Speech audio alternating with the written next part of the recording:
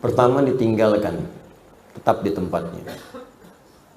Kalau memang kita tak mampu mengembalikan pada pemiliknya. Atau yang kedua, Anda infokan pada orang lain yang mungkin lebih tahu dan lebih mampu untuk mengembalikan itu. La yasqa qaumin qaum, jangan saling cela. Assalamualaikum Ustaz. Waalaikumsalam. Semoga Allah muliakan Ustaz. Semoga Allah muliakan Anda lebih daripada Allah muliakan saya. Ustaz, pada tahun kemarin tanggal 10 Desember saya waktu itu ada acara seminar, tiba-tiba saya menemukan uang 250.000. Kata guru saya, karena saya bilang kepada guru saya ada uang hilang, dan guru saya Ustaz juga. Ya, guru itu Ustaz. Ustaz itu bahasa Indonesianya guru. Guru itu bahasa Arabnya Ustaz. Ya. Dan guru saya Ustaz juga. Ya. Dia mengatakan, udah, uang itu jadi milik kamu. Ah, ini dia. Karena saya tidak tahu ilmunya, saya pakailah uang itu. Nah, ya. Sebagian disodakohkan. Iya, rumus. Sodakohnya kurang lebih berapa ini? 20.000, 70.000. Kelihatannya sih 7. Berapa ini, Mas? 70.000. Nemu 250. Baik, sedekah 70. 180 pakai sendiri. Sisanya dipakai oleh saya. Bagaimana Ustaz hukumnya? Apakah saya berdosa? Baik. Salam kanggo Ustaz di Kongosong. Baik. Harta temuan itu kalaupun ingin diambil, sebelum diambil dipertimbangkan dulu resiko. Ada dua cara. Pertama, ditinggalkan, tetap di tempatnya. Kalau memang kita tak mampu mengembalikan pada pemiliknya. Karena hukum pertama barang temuan itu dikembalikan pada pemilik, bukan digunakan. Apapun itu. Nemu tas, nemu dompet, ya, nemu uang dan sejenisnya sekiranya berharga. Kalau kotoran nggak usah, gitu kan, yang sekiranya berharga. Ciliwung nemu sesuatu, ya udah biarin aja itu mah, ya. Nah, ini yang kiranya berharga. Kalau Anda sudah dapatkan itu, artinya Anda temukan, maka hukum pertama, jika punya kemampuan dan Anda ingin mengambilnya, maka kewajiban langsung melekat kepada Anda untuk mengembalikan pada pemiliknya.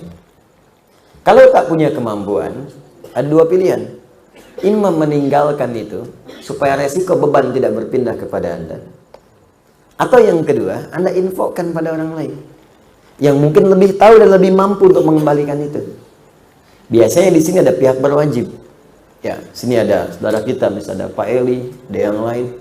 Kembalikan lewat orang atau yang punya kemampuan, punya instrumen untuk melacak itu.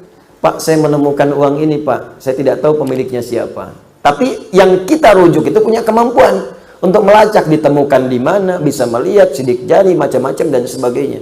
Yang kira-kira bisa dikembalikan dengan nilai berharga, ya. Baik, tapi kalau Anda merasa di situ punya kemampuan atau ingin beramal soleh sekaligus mencari pemiliknya untuk dikembalikan, maka pertama niatkan untuk beribadah kepada Allah. Itu dulu. Ingat, kaidah ini penting. Nanti begitu Anda niatkan karena Allah, maka Allah akan melembutkan. Orang yang memiliki barang itu boleh jadi ada manfaat yang Anda dapatkan dari situ. Nanti saya berikan kisah lain terkait ini. Nah, apa yang terjadi kemudian? Maka berusaha kembalikan dulu. Cari jalan. Iman Anda mencari, nggak ada nih kemudian pemiliknya, nggak ada alamat, nggak ada macam-macam. Cari dulu. Cari wasilah. Tanyakan ini, tanyakan itu. Ya, dan seterusnya. Sampai kalau kemudian pada masa tertentu tidak juga ada kunjung kabar. Anda tunggu sebulan nggak ada kabar. 2 bulan nggak ada kabar, 3 tahun nggak ada kabar, tidak sama sekali muncul pada saat itu, maka walaupun status barang itu kemudian dinyatakan tidak ada pemilik, yang berhak diambil oleh Anda bukan seluruhnya. 2/3 Anda sedekahkan, 1/3 Anda ambil. Jangan diambil semua. Ya, berikan kepada yang lain dulu. Hak yang lain berikan, Anda ambil sebagiannya. Jelas sampai sini? Baik. Tapi yang saya katakan sekali lagi, lebih baik kalau pun tak mampu, Anda serahkan kepada yang punya kemampuan untuk merujuk. Tapi kalau Anda kira-kira punya rasa, kayaknya si fulan nih, Anda ambil. dan niatkan kepada Allah. Di situ nanti ada hal yang sangat indah.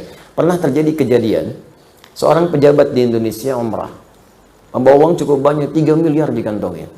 Ya, pakai dolar dia bawa itu. Ini kisahnya tercerita langsung ke saya. Begitu kemudian teman-teman didapatkan itu, ketinggalan di bandara.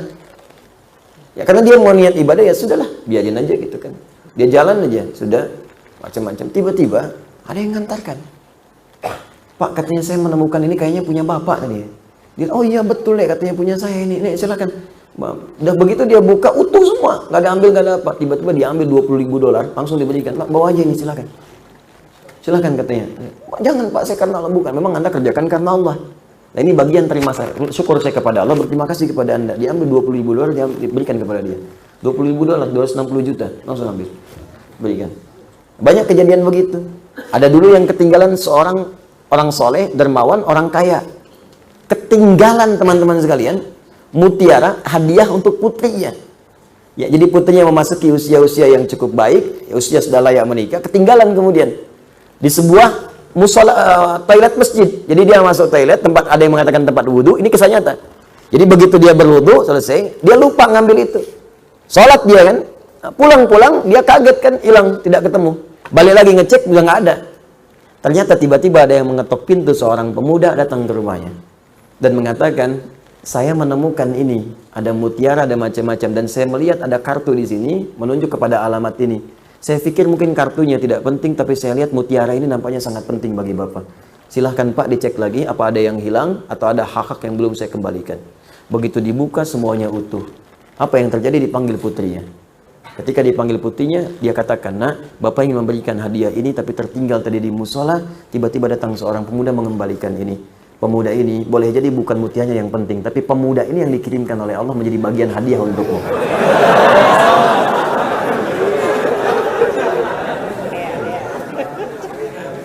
Makanya kalau nemu mutiara,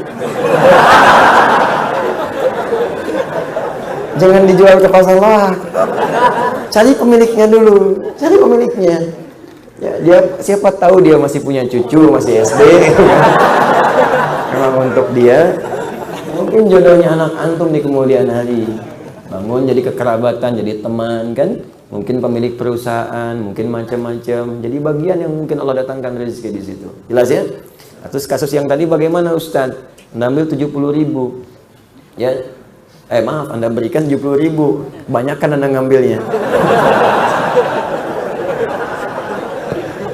Ya, 250.000. 250.000 bagi 3 berapa? Ayo cepat. Cepat tuh Joni. Berapa? 80 sekian, 82, ya kan? Maka ya sudah, Anda kembalikan aja dulu, tambahkan yang tadi. Ya, keluarkan. Berarti kan yang Anda ambil 250.000 kurangi 70, 80, ya kan? Maka 100.000-nya keluarkanlah. Ya, keluarkan. Dikeluarkan kemana Ustaz? Sedekahkan kepada yang memerlukan. Ya, berikan, dan semoga Allah ridha dengan apa yang telah Anda kerjakan insyaallah.